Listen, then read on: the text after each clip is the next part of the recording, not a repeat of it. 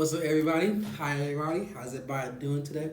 My name is Kayla Milburn, and today we'll be going over the Precious case, or the case of Precious, just however you want to pronounce it.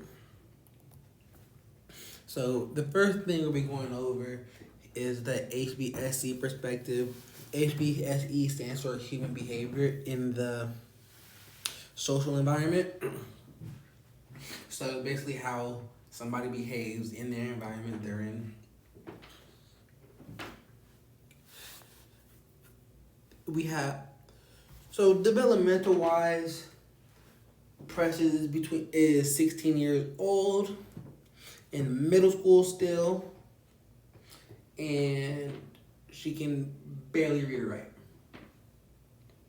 That's where she is, age wise. She's identity versus role confusion. Right now, she should be experiencing social relationships, but she doesn't have that much experience to know what a good social relationship is with somebody. She wasn't afforded that luxury growing up. Developmental wise, she's in the age between 6 and 11, industry versus inferiority. At that time, the most important thing to her most important advantage should have been school. But as it wasn't, because right now, she could barely read or write when she first came to me. She was basically illiterate. And for somebody to be 16 years old in the 8th grade, being illiterate is something that we cannot have. Teachers were just trying to pass her through so she can just get out their face, I'm guessing. But that's doing Precious a disservice. Physiologically, Precious has extreme trauma from the abuse she suffered at home.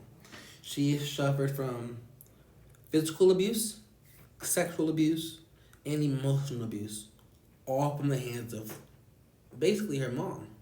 Mom and her mom's boyfriend, her dad.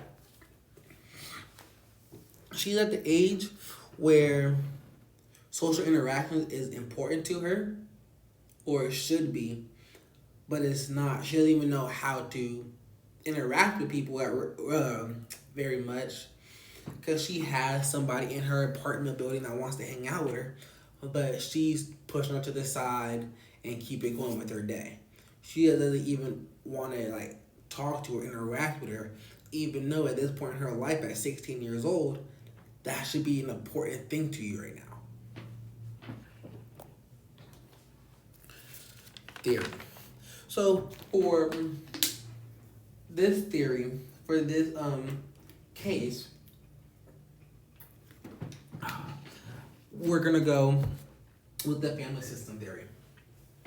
I chose this theory because I think it'll be easier to get everybody to sit down and talk about what's going on. I want to sit Precious down. I want to sit Mary down. And I want to sit Mary's mother, Tootsie, down. Precious' grandmother. Now, the grandmother doesn't have to be there. But since she has Precious' firstborn, Mongo, I would like for her to be there because she's part of the family and part of the reasons why we're in a situation. What family system theory and therapy is going to do is it's going to give everybody a safe space to talk about what's really going on. And by giving them a safe space to talk about things, it'll be easier to get down to the root of the problem and see why this is really going on. Because I really want to dive deep into the family trauma, because there has to be some. I want to dive into why Mary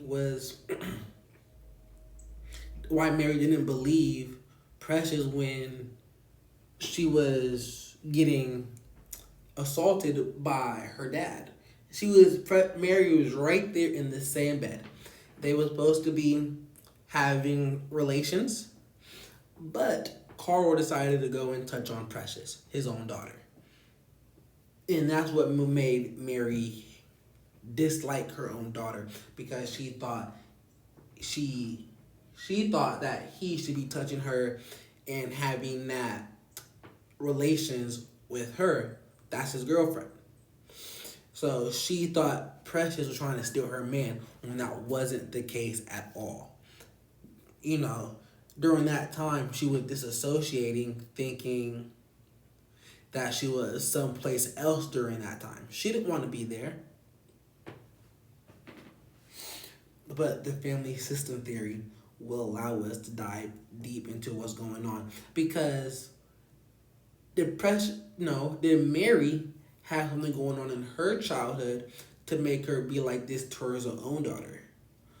Was Miss Tootsie the same way with Mary, cussing her out, telling her that she wasn't gonna be nothing like that?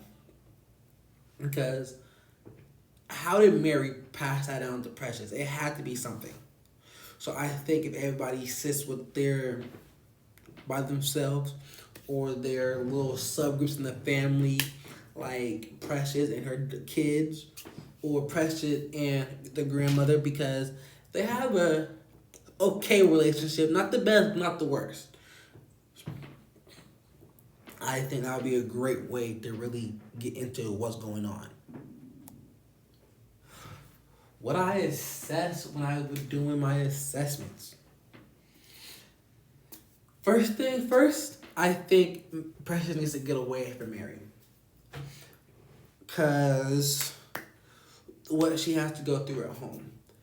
Mary is chucking pans at Precious's head, fighting her, throwing a TV at her, making her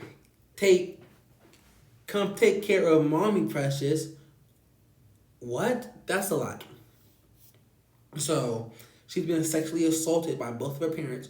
Her dad is the father of her two kids. She was molested from her own father, and has kids from that man.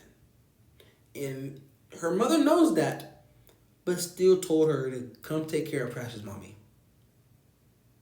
Come take care of mommy Precious. That's what she said to her. Why would you don't say, knowing what your daughters go through, and you're gonna do the same thing what your boyfriend did to him or to your daughter? You're gonna do the same thing to her? Why? What's going on? I want to see, why does she think that was okay? That she had that happen to her in her past. Like, that was all going through my mind. And Precious has a high ACEs score. We did do a adverse childhood experiences survey, because when I was doing it, we found out that Precious has 5 to 6 yeses, depending on what she's like really asks and stuff, depending on who you are. But Precious has a lot of strengths. Like, she's a very smart young woman.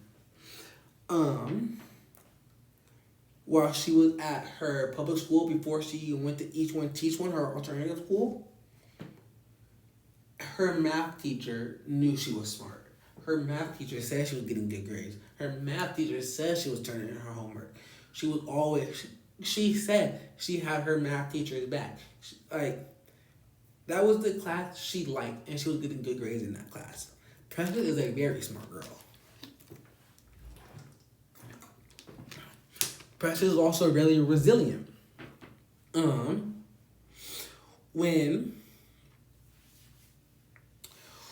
When she was at home, her teacher kicked her. Her teacher basically told her, "You can't come to school here no more." Basically expelled her. But gave her the choice to go to Each One Teach One. Each One Teach One is an alternative school. She came by to her house, even though Mary told her not to. She came by to her house, even though Precious said not to, and was talking to her from her porch. She said, "Go there, I have everything set up for you." And what did Precious do? Precious went to school. Precious wants to learn. She had to take trains, buses, everything to get there. That's that resilient. That's that resilience in her. She wants better for herself, so she's doing better for herself. She doesn't want that same life her mother has.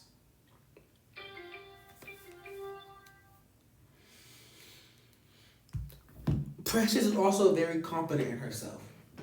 One of her assignments in her alternative school at Each One Teach One was to write in her journal, and her teacher would write back. What she would write in her journal was that she's very happy she has a son with Abdul now. Abdul gives her a meaning. And then her teacher responded back, talking to her like, Abdul can't be your only source of happiness. You may have to give him up so you can keep going on your journey, so you can keep getting better with your life. She was going to respond back to Miss Rain in her note saying, I know what's best for my kid. I can take care of him, blah, blah, blah. And I was like, I was good with it. I was so happy for her. Then Miss Rain talking about, but to do what's best for your kid is to give him to somebody who has his best interest, who can take care of him better. Precious is going to write back, I know what's best for my own son. Love that. So she has confidence in herself that she can be a good mother. She wants to end that cycle of what her mother did to her. And I am with it. I agree. I think she can do it. I think she has all the tools to be a great mother. Last one, she has a very positive outlook on life.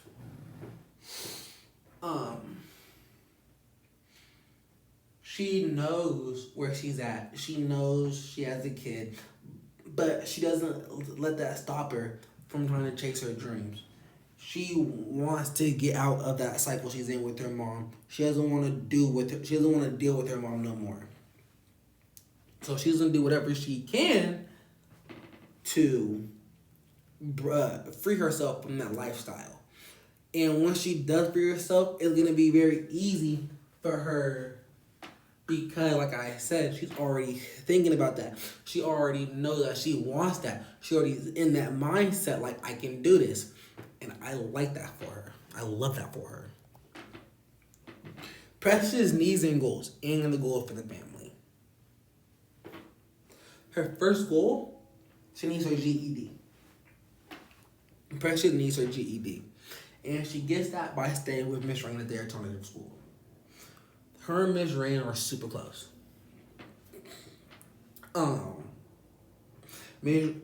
She had got there. She had been at that alternative school for about a year now. And when she got there, she was at a second grade reading level. A year later, she's at a 7th and 8th grade reading level. Next year, she'll be in high school. Year after, she'll be at college. I think when she gets to the high school reading level, she should be able to get her GED. Because like I said earlier, she is a very smart girl.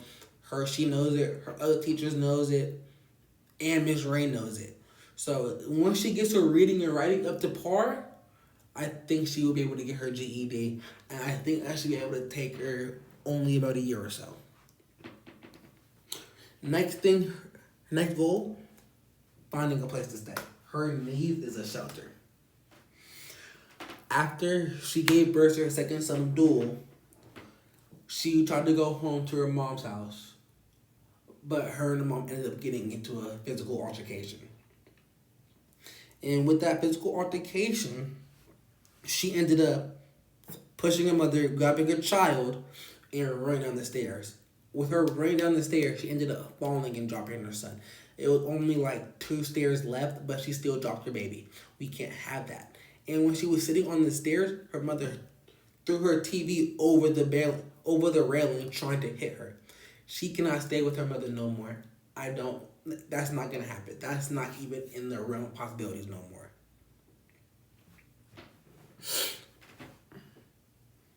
I think if she gets her GED, and the next thing is going to help her find a place to stay because she needs stable income. And how do you do that? Is by doing some job training. And then after you do some job training, you do some job searching. With her job training, she's gonna get the skills she needs for that area of job she's looking at.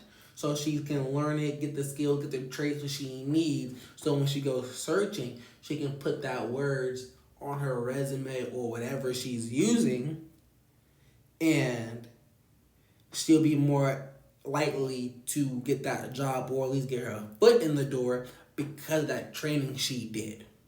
Because not everybody's gonna have that same training. And I think once she does that and gets her job, she'll be able to find a place to stay. Because right now she's in the halfway house. And I'm not sure how long she has in there, but I wanted to find her a place before she has to leave. Because that's not, a halfway house is not the permanent solution. We want to get her to an actual place where she can rest her head at night.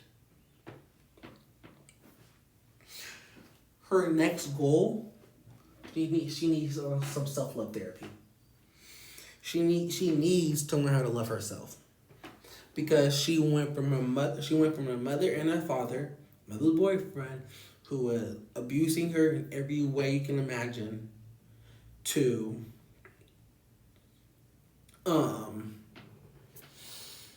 basically living by herself at a halfway house. She doesn't know herself. She doesn't love herself just yet. She has to learn how to love herself and know herself. And to do that, I think you need to go to self-love therapy. She's already in a group for people who was molested or sexually assaulted by her family members. So she's already in the group. I don't think she's really opposed to getting help that way. Skills I use when working with Precious. ACEs test, like I said, we have 5 or 6, depending on one of her answers. Cultural competence.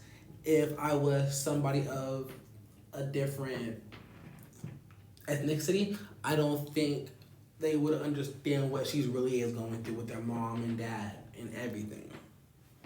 Empathy. I have been through name calling, physical abuse of my own, so I was able to empathize with her. I was able to understand her. I know where she's coming from. That's why our communication is so well, because I told her, if you need me, call me, text me, whatever, and we can talk about what's going on. And I asked her a lot of open-ended questions so I could get more than a 1 or 2 word answer response. That really helped me build a case with her. My genogram and eco map. My genogram is showing you 4 generations, starting from the grandfathers and grandmothers from both sides, from mom's side and dad's side. Then you go down, you have Precious in the middle, but you have mom on one side, dad on the other. Go a little bit farther down, Abdul, Mongo, school, social services, and the social workers. And below that, we have all the we have the key of the symbols and what they mean. And basically, everybody in this is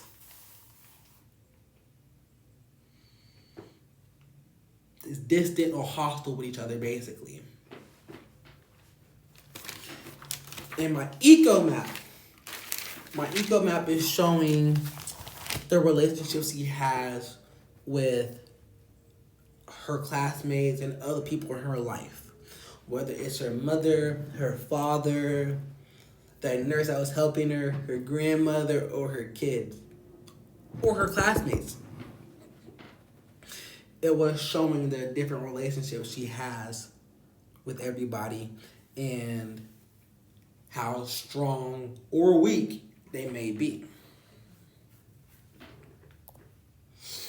But thank you, everybody. That was my case on Precious.